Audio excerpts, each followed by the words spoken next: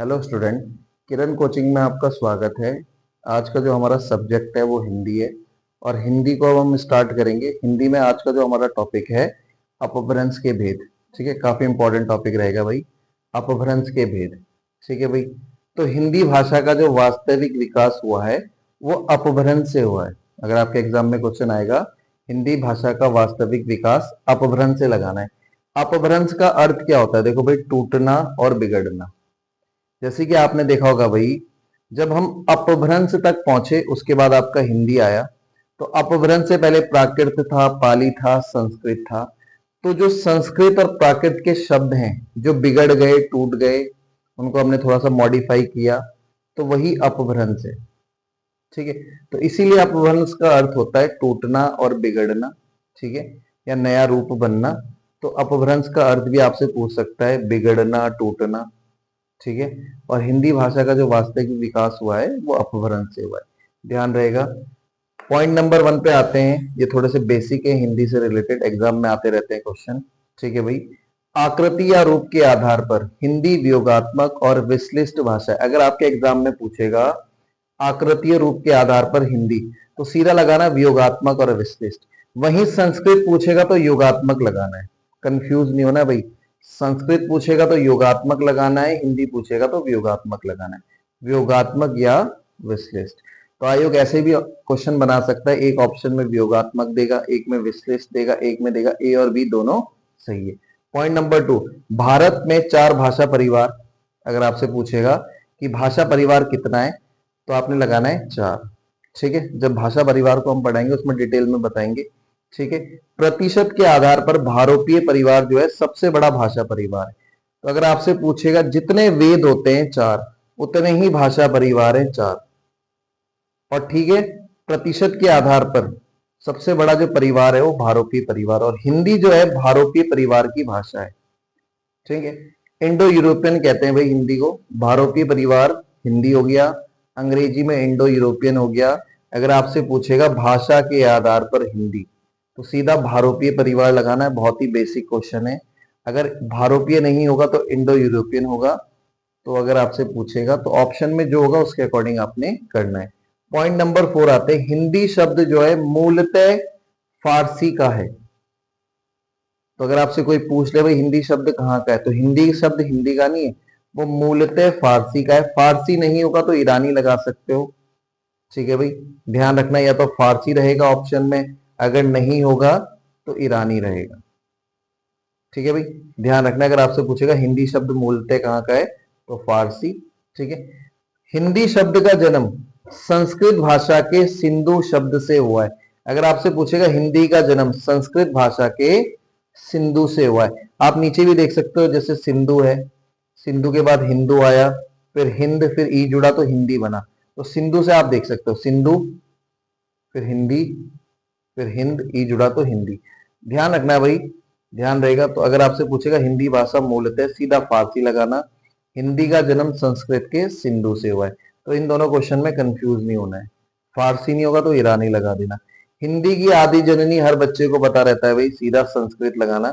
हिंदी की आदि जननी पूछेगा संस्कृत, तो आपको मैंने वहां लिखा भी है संस्कृत, फिर पाली, फिर प्राकृत, फिर अपभ्रंश, फिर अवहट, फिर हिंदी तक आप इस प्रकार से पहुंचे। तो संस्कृत से हिंदी तक लगाने के लिए भी आता है भाई, संस्कृत हो गया, पाली, प्राकृत, अपभ्रंश, अवहट और हिंदी। कभी कभी अवहट को नहीं लेता, सीधा अपभ्रंश के बाद हिंदी देगा। उसके अकॉर्डिंग, ऑप्शन के अकॉर्डिंग आपने एडजस्ट करना है। ठीक है भाई, हिंदी दिवस सबको पता है 14 सितंबर। विश्व हिंदी दिवस पूछेगा 10 जनवरी। बहुत ही बेसिक है, क्वेश्चन को 2 बार पढ़ लेना। हिंदी पूछ रहा है, विश्व हिंदी पूछ रहा है। हिंदी की लिपि भी सभी को पता है, देवनागरी। तो थोड़ी सी चीजें आपने बेसिक सी याद रखनी। हिंदी की मूल उत्पत्ति अगर आपसे पूछेगा सौर सेनी अपभ्रंश से हुई है। तो अगर क्वेश्चन आएगा हिंदी की आदि जननी, तब आप संस्कृत लगाओगे, ध्यान रहेगा। अगर क्वेश्चन आएगा हिंदी की मूल उत्पत्ति, तो आपने सौर सेनी अपभ्रंश ही लगाना है, ध्यान रखना, सौर सेनी अपभ्रंश। तो आदि जननी में संस्कृत लगाना है, मूल उत्पत्ति में सौर सैनी अपभ्रंश। हिंदी दिवस, विश्व हिंदी दिवस, हिंदी की लिपि तो बेसिक है, बट हिंदी शब्द जो है फारसी मूलतः, और संस्कृत के सिंधु से हिंदू बना है, आपको बता दिया। हिंदी जो शब्द है का जन्म संस्कृत भाषा के सिंधु से हुआ है। जैसे क्वेश्चन होगा उसके अकॉर्डिंग आपने उसको एग्जाम में सॉल्व करना है। ठीक है भाई। अपभ्रंश का अर्थ पूछेगा टूटना या बिगड़ना। ठीक है भाई। हिंदी वियोगात्मक है, संस्कृत योगात्मक है। ये वियोगात्मक है हिंदी, और संस्कृत योगात्मक है। ध्यान रहेगा भाई, एग्जाम में आ जाता है। अब आते हैं जो हमारा मेन टॉपिक है, अपभ्रंश के भेद। ध्यान रखना है भाई। नंबर 1 है सौर सैनी। सौर सैनी के अंदर क्या क्या आएगा ध्यान रखना। ये तो है अपभ्रंश, और सौर सैनी के अंदर क्या क्या आएगा भाई, भारतीय आर्य भाषा वो इधर है। तो सौर सैनी के अंदर आएगा पश्चिमी हिंदी, राजस्थानी, गुजराती। इसके एक सिंपल सी ट्रिक है, अगर आप पराग याद कर ले तो इंडियन टीम में खिलाड़ी भी थे, पराग आईपीएल में खेलते हैं। पराग टाइप से आप याद कर सकते हो। पराग, प से पश्चिमी हिंदी, र से राजस्थानी, ग से गुजराती। या फिर आप कह सकते हो राजस्थान वाले भी अपने को शेर कहते हैं, क्योंकि उनके पास बहुत बड़ा रेगिस्तान है, थार। गुजरात से मोदी है, वो भी अपने को हमेशा शेर कहते हैं। और पश्चिम में जो लोग रहते हैं वो भी अपने को शेर कहते हैं। राजस्थानी भी कह रहे हैं शेर, गुजराती भी कह रहे हैं, पश्चिम वाले भी अपने को शेर कह रहे हैं। शेर से बना सौर सैन। या आप इसको याद कर सकते हो पराग से, पश्चिमी हिंदी, राजस्थानी, गुजराती, सिंपल।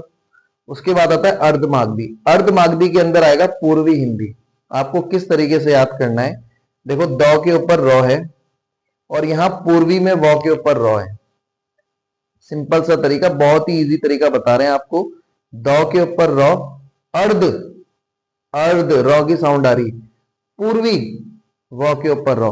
तो ऊपर की साइड जिसमें आधा र होगा, ऊपर की साइड, वो आपका पूर्वी हिंदी है। एकदम एग्जाम में आप पहचान लोगे। तो पश्चिमी हिंदी और पूर्वी हिंदी में ही सबसे ज्यादा कंफ्यूजन रहता है एग्जाम में। उसके बाद हम बढ़ते हैं आगे मागधी की ओर। मागधी में आपका देखो 1 2 3, मागधी में 3 अक्षर आ रहे हैं, बिहारी में 3, बांग्ला में 3, उड़िया में 3। असमिया को आपने ध्यान रखना, उसमें 4 आएंगे। बाकी जैसे मागधी में 3 अक्षर आ रहे हैं 1 2 3, तो बिहारी में भी 3 आ रहा है, बांग्ला, उड़िया सब में 3 3 आ रहे हैं। बट एक आप नोट कर लेना, असमिया। तो मागधी के अंदर 4 भाषाएं आएंगी। कौन कौन सी, बिहारी, बांग्ला, उड़िया, और एक जिसमें 4 वर्ण आ रहे हैं, असमिया। उसके बाद आते हैं खस। ठीक है भाई। खस आपका पहाड़ी। अगर पूछेगा पहाड़ी जो भाषा है किसमें आएगी, खस। अगर ऑप्शन में खस नहीं तो आप सौर सैनी भी लगा सकते हो। पहाड़ी के लिए आप सौर सैनी भी लगा सकते हो। भोलानाथ तिवारी के अनुसार जो पहाड़ी है वो सौर सैनी में आती है। वैसे पहली चॉइस आपका पहाड़ी के लिए खस होनी चाहिए। अगर ऑप्शन में नहीं है तो सेकंड चॉइस आप सौर सैनी जा सकते हो, या तो एग्जाम में क्लियर लिखा हो कि भोलानाथ तिवारी के अनुसार, भोलानाथ तिवारी के अनुसार पहाड़ी किस में आएगा, तो सौर सैनी। तो पहाड़ी वैसे खस है कह सकते हो आप। तो पहाड़ी अपने को शेर भी तो कह सकते हैं, हम पहाड़ से हैं, पहाड़ में तो शेर होते हैं। वैसे तो पहाड़ी खस है, अगर नहीं है तो फिर पहाड़ी शेर है। बट कभी कभी क्या करता है यूके ट्रिपल एस दोनों ऑप्शन में देता है, तो फिर वो डाउटफुल हो जाता है। आपने खस लगा दिया, किसी ने सौर सैनी लगा दिया, फिर आपत्ति लगेगी, फिर डिलीट होगा, फिर री आंसर की आएगी। वो आयोग के ऊपर डिपेंड करता है फिर। ठीक है भाई। एक बार दिया था उसने एग्जाम में, फिर डिलीट करके आपत्ति लगा के कॉमन नंबर भी आप लिख सकते हो, क्वेश्चन को हटवा भी सकते हो, वो बात का प्रोसेस है। तो ध्यान रहेगा, मैंने कहा सौर सैनी, आपने कहा जी पराग। मैंने कहा जी अर्धमागधी, आपने कहा ऊपर रो आ रहा है आधा, पूर्वी हिंदी में भी ऊपर रो आ रहा है। मैंने कहा जी मागधी, आपने कहा 3 अक्षर। लो जी बिहारी, बांग्ला, उड़िया। असमिया में सिर्फ 4 अक्षर, 4 वर्ण है। ठीक है भाई। उसके बाद खस पहाड़ी नहीं है तो पहाड़ी शेर भी तो है। सौर सैनी मना थोड़ी ना करेंगे हम पहाड़ियों की शेरनी। उसके बाद महाराष्ट्री में मराठी आता है, सिंपल है। उसके बाद आता है ब्राचट के अंदर सिंधी भाषा। ध्यान रहेगा, बहुत इंपॉर्टेंट है, पूछा जाता है सिंधी किसके अंदर आएगा, ब्राचट के अंदर। उसके बाद आता है पेशाची। इसको कैसे याद करना है, प से पेशाची, प से पंजाबी, प से पेशाची, प से पंजाबी। और ध्यान रखना, अगर पेशाची में पहली चॉइस तो आपका पंजाबी ही रहेगा। अगर पंजाबी के लिए मान लिया पेशाची ऑप्शन नहीं दिया, तो सेकंड चॉइस आपका ब्राचट रहेगा। भाई ध्यान रखना, बहुत सारी बुक में पंजाबी को ब्राचट के अंदर भी डाला है, और बहुत सारी बुक में पंजाबी आपका पेशाची आता है। मेनली तो मैंने आपको बता दिया, पंजाबी भाषा प से पंजाबी, प से पेशाची के अंदर आएगा। अगर नहीं है ऑप्शन में तब आप ब्राचट की ओर जाओगे। अगर वो भी ऑप्शन में नहीं है तो फिर थर्ड ऑप्शन आपका सौर सैनी रहेगा। जैसे पहाड़ी खुद को शेर कहते हैं, वैसे पंजाबी भी खुद को शेर कहते हैं। तो पंजाबी में अलग अलग बुक में अलग अलग दिया रहता है, बट जो बिल्कुल राइट पहली चॉइस आपकी पेशाची में रहनी चाहिए वो प से पेशाची, प से पंजाबी। नहीं होगा तो ब्रैकेट में चले जाना। ये दोनों भी नहीं है फिर शॉर्ट से नहीं है, पर क्वेश्चन नहीं छोड़ गया। अगर 4 ऑप्शन दिए हैं तो इस प्रकार से आपने करना है। तो मैंने आपको बहुत अच्छे से याद भी कराया, ट्रिक्स भी बताई, तरीका बताया पढ़ने का, और आप इस टॉपिक को बहुत ही इजी तरीके से याद कर सकते हो। कुछ बेसिक पॉइंट भी बताए, ठीक है, जो जो एग्जाम में पूछे जाते हैं। ये वाला हो गया, योगात्मक संस्कृत है, वियोगात्मक हिंदी, ध्यान रहेगा भाई। तो आपने पढ़ना है जितने भी आपको पॉइंट बताएं। अगर आपको हमारा टॉपिक पसंद आया तो चैनल को लाइक करें, सब्सक्राइब करें, कमेंट करें। ओके, मिलते हैं अगली वीडियो में। Bye bye.